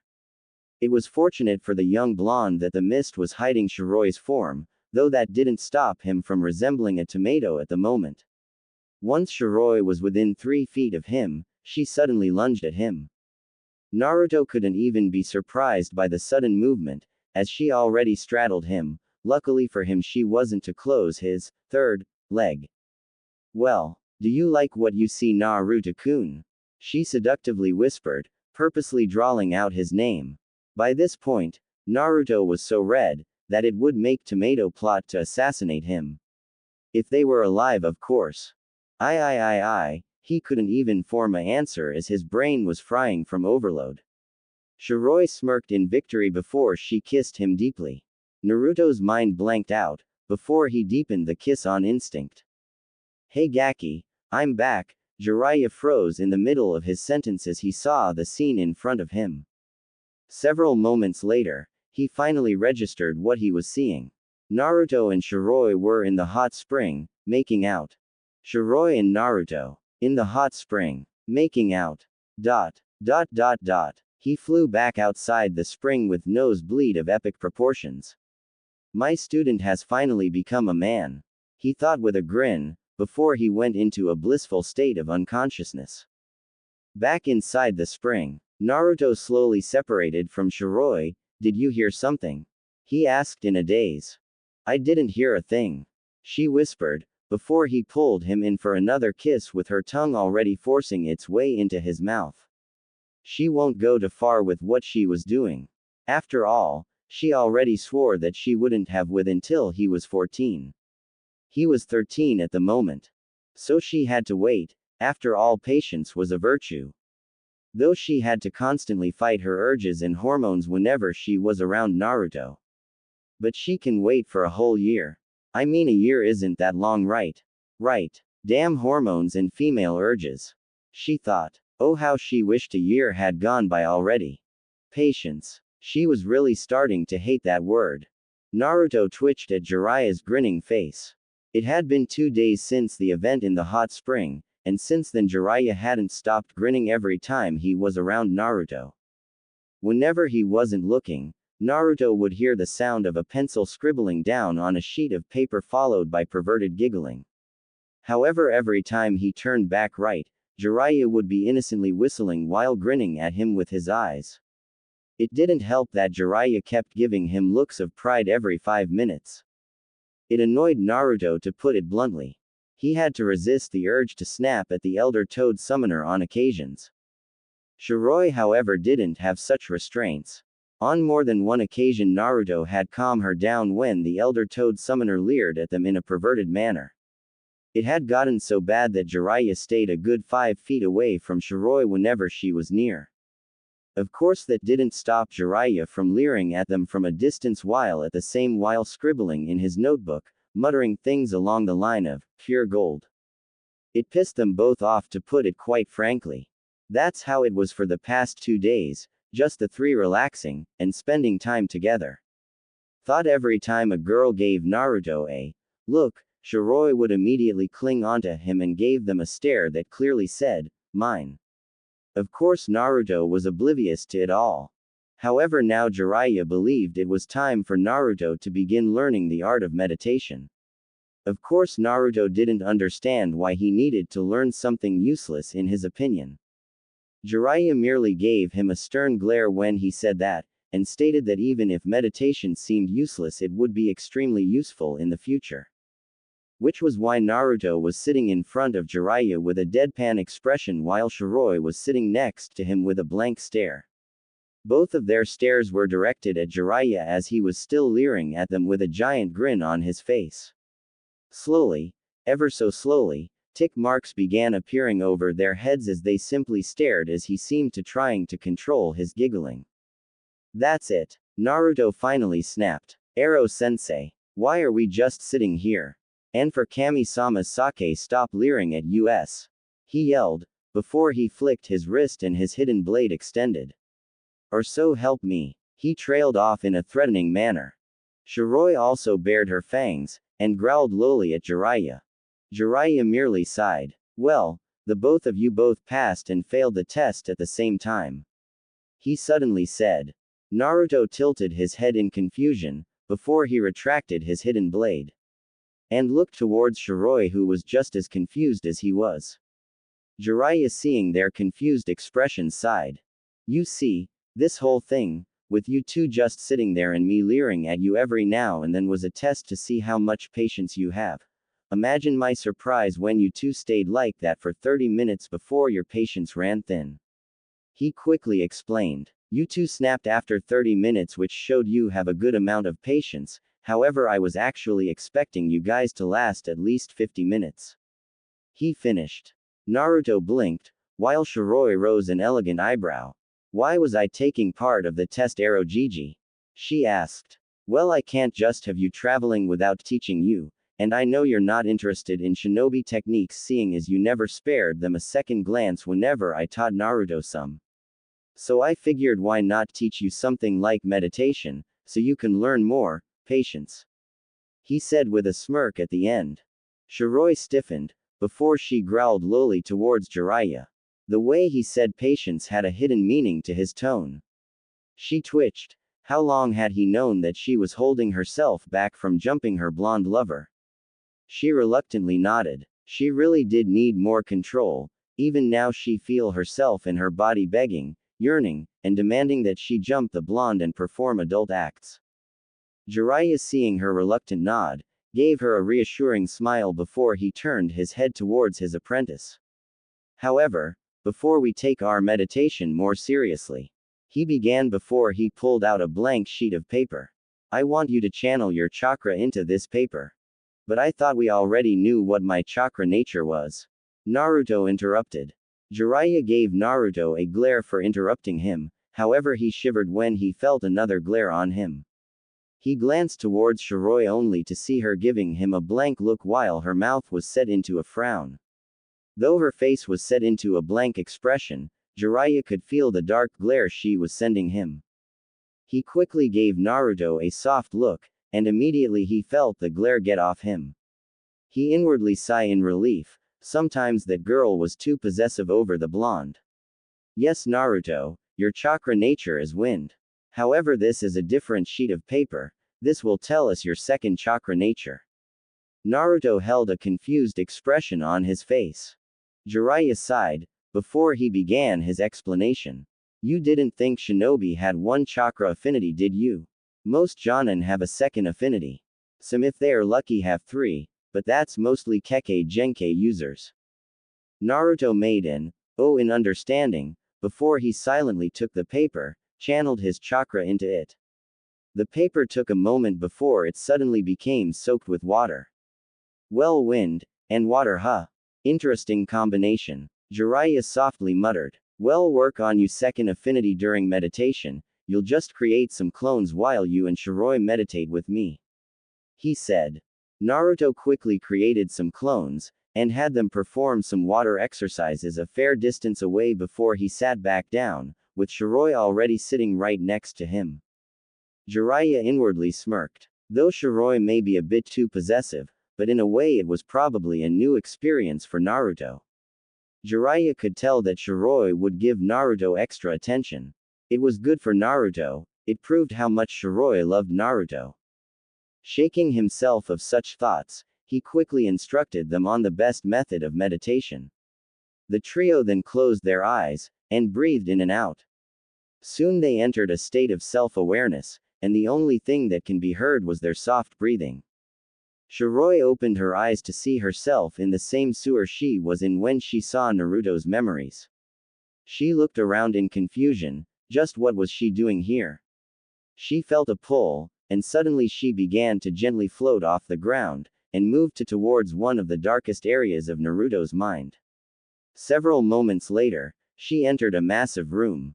However, what caught her attention was the giant cage with the kanji for seal on the what seemed to be the lock for the cage. Slowly a pair of crimson-red eyes with slitted pupils opened.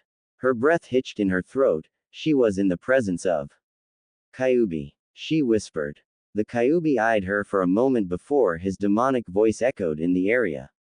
Do you know why I called you here, girl? He softly growled. Shiroi dumbly shook her head. All she could think about was why she was here in the first place. Kyuubi seemed to sense her thoughts as he spoke. The last time you were in here, I made it so that I could call upon you in here whenever I pleased. The nine-tailed beast explained. Shiroi gulped. That answers that. Why did you call me here? She asked. Kyuubi lowered his head until he was at eye level with Shiroi. I find myself curious about something, so I decided to indulge in my curiosity. He answered. Seeing Shiroi waiting for further explanation, he continued. You see, you found out about me being inside Naruto a good while, yet your attitude towards him hasn't changed at all. If anything, you seem to love him more. Why is that? He asked. Shiroi smiled softly. Why wouldn't I love him? Naruto is such a great person. Though he may have his moments of stupidity at times. Kyuubi snorted, which Shiroi glared at him for. He is different from any other person in the world. His smile is enough to brighten anyone's day. He is truly one of a kind. And I will love him eternally. I will accept all of him, even you. She finished. Kyuubi rose an eyebrow. And what of those who hurt him before, and those who are hunting him, and others like him? As soon as Kyuubi finished that sentence, Shiroi's aura of darkness and malice suddenly burst from her form.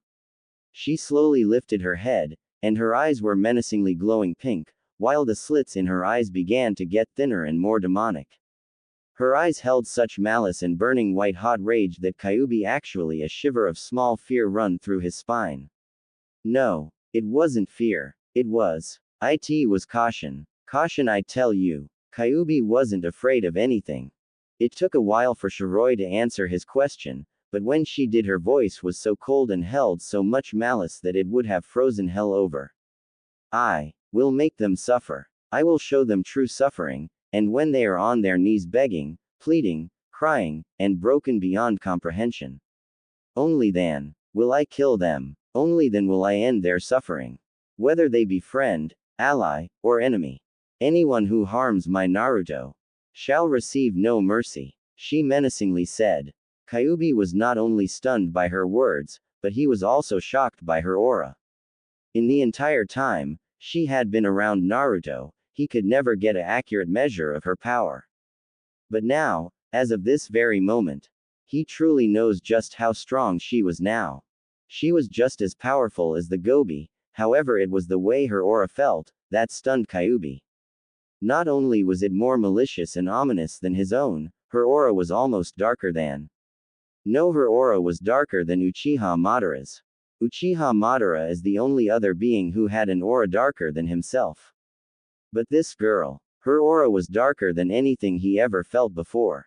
Kyuubi shivered slightly. Though she wasn't as powerful as himself, the way her aura felt was enough to intimidate him. And he wasn't afraid, damn you. Kyuubi knew one thing, however. He pitied the poor fools who would incur Shiroi's wrath. Just looking into her eyes, he could tell she wouldn't even blink if she were to massacre an entire village if it meant to protect Naruto. Something tells me that if I try to possess Naruto's body so that I could break out of this seal, it would end badly for me, he thought. Suddenly, just like that, Shiroi's dark aura just disappeared as if it were never there. And she gave Kyuubi a fanged grin. Is that all you wanted to see me for? Kyuubi-san, she said in a polite manner. Kyuubi's sweat dropped. Was she bipolar? Yes, that all I wanted to talk about, he answered. Shiroi nodded. However, before she left the mindscape, she looked at the Kyuubi as he retreated into his cage. You know, if you want someone to talk to every now and then, I'm sure Naruto-kun wouldn't mind, she said before she disappeared. Kyuubi purred thoughtfully before he shut his eyes. Shiroi opened her eyes, and was greeted to the sight of Jiraiya slowly opening his eyes with Naruto following soon after. Well, how did your meditation go? Jiraiya asked, standing up. Naruto grinned. It's a lot more relaxing than I thought it would be, Ero-sensei, he answered. Both Naruto and Jiraiya turned towards Shiroi intent on receiving her answer as well. Shiroi merely gave them a fanged grin. It was very fun, she vaguely answered. Naruto looked curious, while Jiraiya shrugged in a non-caring manner. Well, I don't know about you two, but I'm starving, Jiraiya shouted, pumping his fist in the air.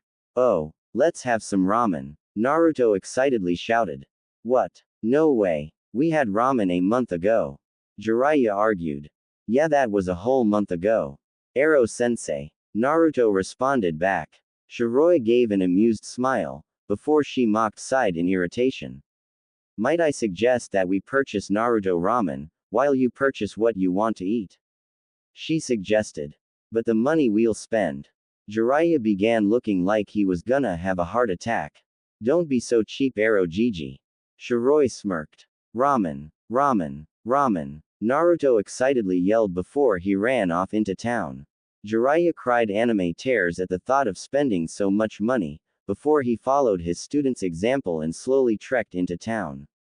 Shiroi giggled, before she followed them into town at a leisurely pace. Maybe she could talk Naruto into letting her suck some blood as a snack. She grinned at the thought, and she suddenly began to stalk into the town much like a predatory. Her only thought as she entered the town was, where are you, Naruto-kun? Her eyes gained a feral gleam as she caught the sight of Naruto's robed and hooded figure. She silently chuckled. It was so fun being with Naruto.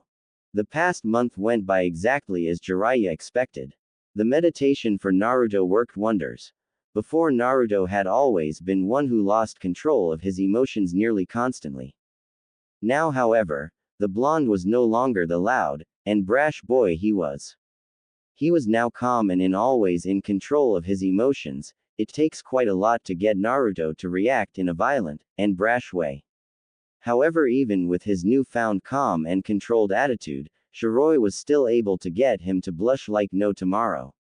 Jiraiya suspected it was because Naruto still held his virginity. You would think that, wouldn't you, Jiraiya? And his training with the water element wasn't progressing very well, seeing as Naruto was paying too much attention to meditation. Jiraiya advised Naruto to train in his second affinity more often. But Naruto, being as stubborn as he is, said he would focus on it when he wanted. Of course, Shiroi didn't agree with Naruto this time, and so she forced Naruto to train more in his second affinity. And so Naruto reluctantly created more clones to train in his water element as he did not want Shiroi's wrath upon him. With more time spent into train his water element, he was able to learn few water jutsu such as water style, water dragon jutsu, water style, water prison jutsu, and water style, storm upheaval. A jutsu Jiraiya believed suited Naruto. He mastered 2 of them, and was currently working on mastering the last one, before moving on to learning more of them. For Shiroi, the meditation was a godsend. Before, she had barely holding herself back from literally jumping the blonde in broad daylight. Now, however, she could safely say her lust for the blonde had been somewhat sedated. However, that didn't stop her from lusting after the blonde. Occasionally, when Naruto wasn't looking, she would give him a feral look of lust. Jiraiya obviously noticed, but never said anything. However, Jiraiya had 1 week left before he had to summon Fukasaku, so he was trying to decide on what to do. He had an entire week. What would he do? Wait, maybe it was time to tell Naruto about his family. No, not the Yondaime, he was planning on telling Naruto after Senjutsu training. He was talking about the Uzumaki clan. Who knows? Maybe they could pay a visit to the ruins of Uzu. It was definitely worth a try. He got up and headed towards Naruto's chakra signature. And surprise, there he was chatting Shiroi. He sighed, as he sat down, and gave them both a serious expression. Seeing his serious expression, both Naruto and Shiroi immediately stopped their conversation and turned to him. For several minutes there was a tense silence before Naruto was the first to speak. Ero-sensei, what's wrong? Jiraiya sighed deeply. Naruto, I have not been entirely honest with you. He answered. Naruto and Shiroi exchanged glances, before Shiroi spoke. What do you mean Ero-Jiji? Naruto, I guess I should begin with a woman named Uzumaki Kushina. Your mother. He said. Naruto stiffened, before he Jiraiya a look that said continue while Shiroi had an interested look. Your mother was a part of the Uzumaki clan of Uzugakure. Not only was she a part of the clan, she was also the heiress of the clan. The Uzumaki clan were allied to Kana since the beginning of shinobi villages. He began. The Shodaime Hokage had a wife in Uzumaki Mito, Kushina's aunt. The Uzumaki clan was one of the most feared clans in the entire world, because of their sealing methods.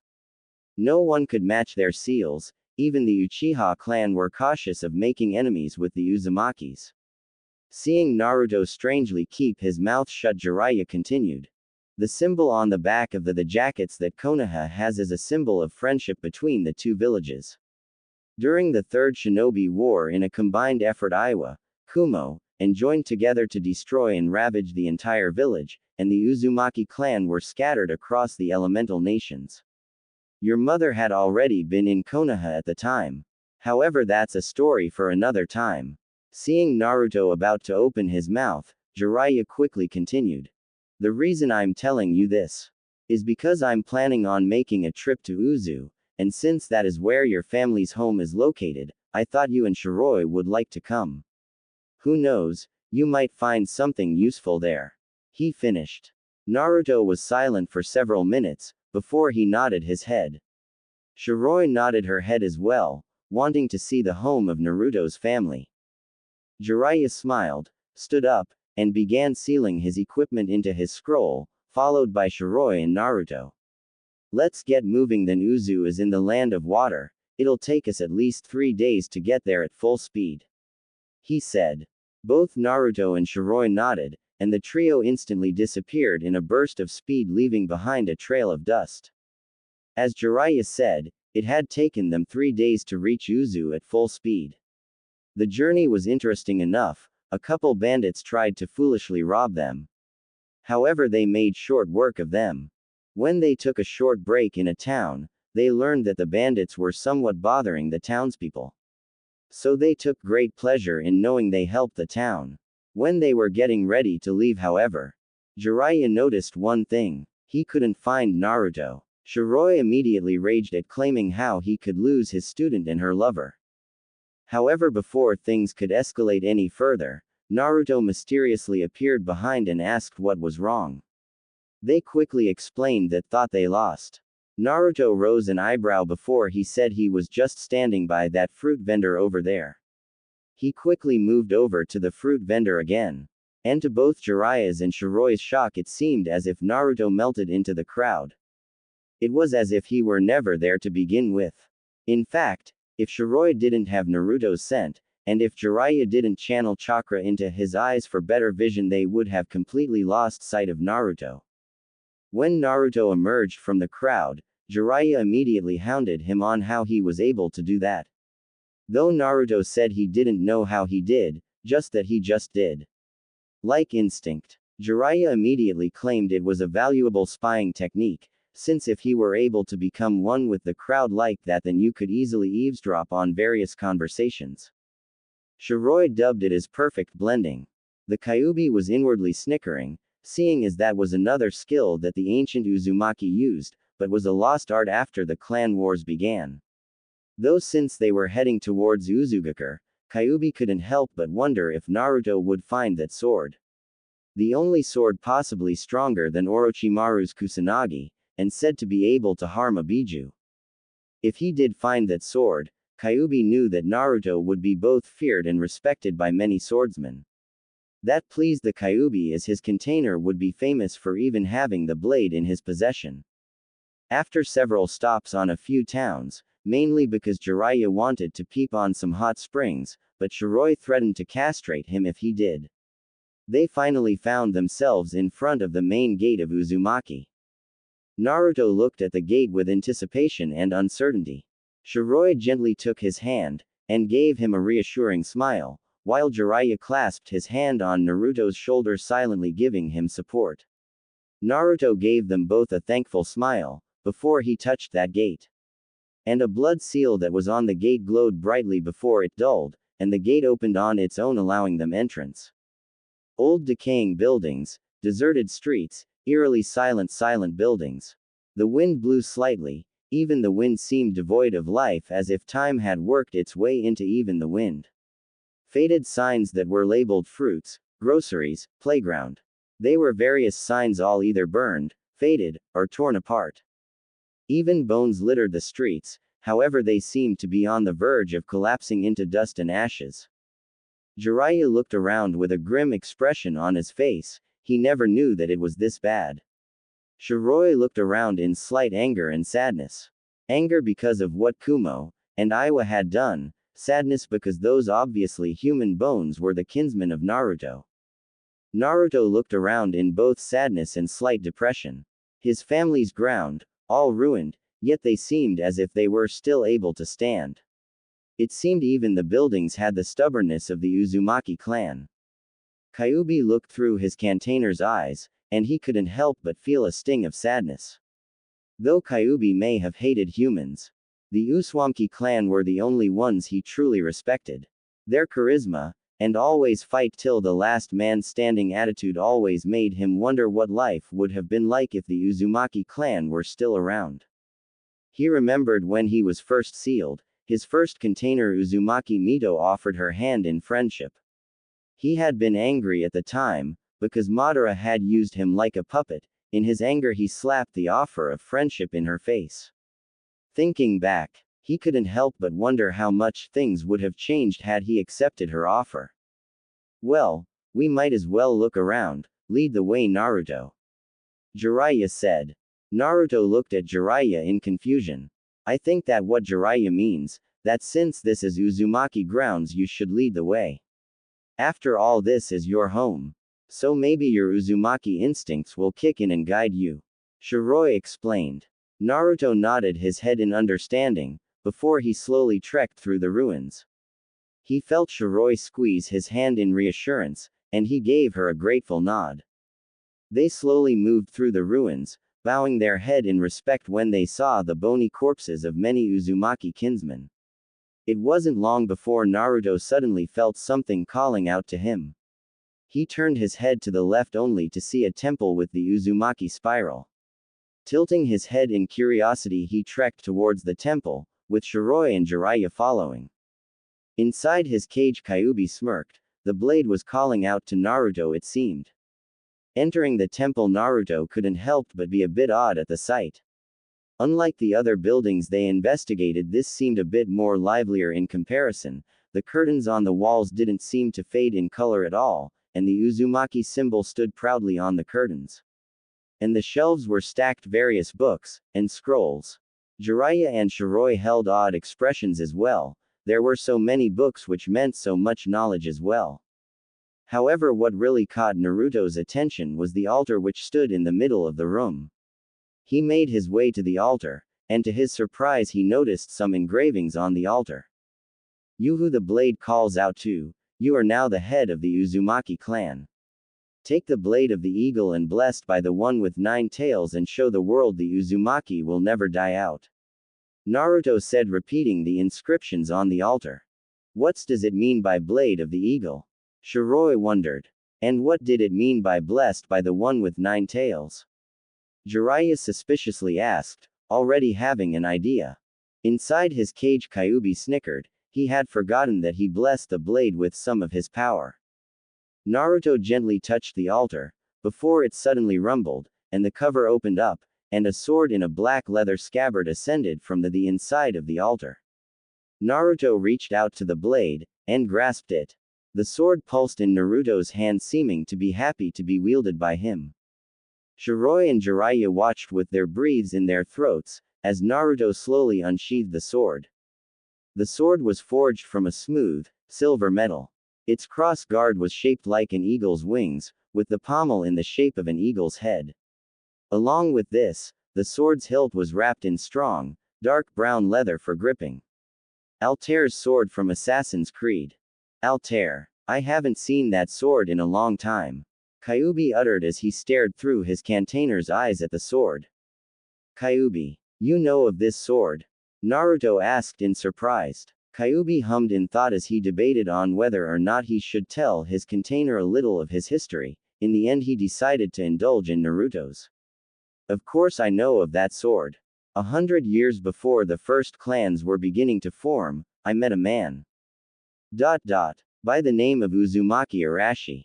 Back then we Biju weren't considered tailed demons, we are actually considered as deities. And Uzumaki Arashi prayed daily at shrine made for me. I had considered him foolish, yet he always came and prayed even if I was never a true deity.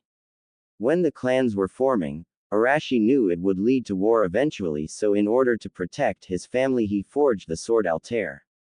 Kyuubi explained. Of course when Arashi finished building the sword, he came to the shrine and asked if I would bless it with my chakra. I set about a series of tests for him, to see if he was worthy of receiving my chakra. To my surprise, he completed all of them. I blessed the blade with my chakra, and so began the legend of Uzumaki Arashi, the greatest of swordsmen in his time. Every swordsman knows of his legend, so it wouldn't surprise me if they knew was the sword you held in your hand was. Kyuubi finished. What about the way it was forged? This blade feels stronger than anything I've ever before. And why does it seem so happy? Naruto questioned. The blade is forged from the strongest of all metal that has long since disappeared from this world. That sword is probably the only thing made of that metal. The metal's name is adamantium. It was an indestructible, before it mysteriously disappeared from this world. Because it was made from the strongest of all metals, the blade would never dull for at least 2,000 years. And since I blessed the blade with my chakra, Kyuubi trailed off. The blade will never rust, dull, or succumb to the aging process of time. Naruto realized. Kyuubi nodded in a pleased manner. That's right, and as for why the blade seems happy. Well, I may have given it a little sentience when I blessed it with my chakra. What do you mean? The blonde-haired Uzumaki asked. I mean that the sword, despite having a little sentience, won't have a true mind to be able to contact you, however it will display some type of sentience now and then. Such as whenever you're training with it, it will telepathically teach you how to wield by communicating with you through your instincts. Another example would be that it won't let anyone but you pick it up. And a final example would that if you try to seal it in a scroll, it will send a pulse wave of sadness. Just see what I mean, and tell if it would like to be sealed. Kyuubi first explained, then ordered at the end. Okay. Naruto thought, not really seeing what Kyuubi meant. So, Altair, would you like to be sealed in a scroll? Naruto asked, feeling stupid about asking a sort of question. Altair pulsed in sadness inside Naruto's hand. Naruto's eyes widened slightly. The sword. No, Altair was truly somewhat alive. It's okay, Altair, I won't seal you in a scroll. The blonde thought with a small smile. Altair pulsed in happiness at his new wielder's statement. Naruto gently placed Altair back in his sheath before he set him into his belt, and left him hanging there by his side. Altair pulsed in contentment as he was by his new wielder's side. Kyuubi, thank you for explaining to me about Altair. If you didn't, I probably would have sealed him in a scroll. Naruto thought. Don't misunderstand me, Naruto. I only assisted you because I was bored. That and I was really getting tired of hearing the water running in piece of shit sewer you call a mind, seriously. I've known rats with better minds than this, so that does that say about you? Kyuubi grinned. Naruto's eyebrow twitched in irritation, and he sighed. Yep, nothing's changed with the Kyuubi. Hey Earth to Naruto. You there. Jiraiya shouted as he flicked Naruto in the forehead. He immediately felt Shiroi's piercing glare, but he ignored it. Though he did shiver a bit. You didn't have to flick my forehead, Ero-sensei. Naruto shouted as he held his forehead. I've been calling you for about 5 minutes, Gaki. And only just now you acknowledge me. Jiraiya shouted. Naruto gave Jiraiya an annoyed look, before he quickly explained his conversation with the Kyuubi. The reaction varied. Jiraiya looked both shocked and amazed, to think that such a long time ago the Biju were considered deities. It was truly something that no one in this current time knew of. And the sword. He had heard of the legendary blade Altair, however to see the blade that surpasses the Kusanagi and said to be able to harm Biju is truly amazing. And to think that the Kyuubi had a hand in creating the blade, truly fascinating. Shiroi meanwhile had an interested and happy look on her face. Interest because of the things that sword must have seen over the many years. And happiness, because the blade couldn't be used against Naruto. After all, if it truly is a somewhat sentient weapon, then that meant it wouldn't allow anyone but Naruto to wield it. The mere thought of some bastard using Altair against her blonde lover pissed her off. Royally. So, what are we gonna do now, Ero-sensei? Naruto asked as he patted Altair's pummel like a pet. Altair pulsed in irritation as his wielder's actions. Naruto mentally grinned at that. Well, stay here in Uzu, until it's time to summon Pa. It'll give us time to rest and whatnot. Jiraiya shrugged. Naruto nodded, before he began to unsheath Altair. It'll give me time to train with Altair. Naruto said before he went off to find a perfect clearing. Shiroi, with nothing better to do, simply followed Naruto to watch him train. Jiraiya blinked once, twice, and a third time. Why does it feel like I was forgotten? He grumbled, before he followed his student. The last few days had been quite interesting during their stay in Uzumaki. Jiraiya being bored, what with no hot springs around to do some research for his books, opted to just wander around the village. A mistake on his part, seeing as the places he entered were extremely booby-trapped. And by extremely, I mean the type of traps that will literally having you shit bricks. Jiraiya still couldn't believe he was nearly crushed by stone head carving of a bird. He immediately returned to their campsite after he was nearly robbed of his manhood, because of the classic arrows shooting out of walls trap. Only problem was they aimed too close to his manhood. He decided to never, ever wander around the village again. Shiroi, after hearing what happened to Jiraiya, laughed hysterically, before she calmed down and decided to stick near Naruto since it seemed the village wasn't trying to kill him. Plus it gave her an excuse to not leave her blonde lover's side. With Naruto, he decided he was going to somewhat train with Altair without clones. He wanted to accomplish this self-given task on his own, without help from his clones. So he trained with the blade. However, Kyuubi was right, Altair was training him. Even though Altair couldn't speak, the blade had been teaching Naruto through Naruto's instincts. That surprised Naruto, but he was glad Altair was helping him. And after those several days, Naruto could safely say he was at least low-level Chunin in Kenjutsu. Also, Naruto treated the blade with great care, always cleaning it when it had even the slightest smudge of dirt on it after training. Altair pulsed in happiness at that. But finally the day has finally arrived. The day where Naruto would be judged to see if he was worthy to learn Senjutsu. Today where Fukasaku would be summoned.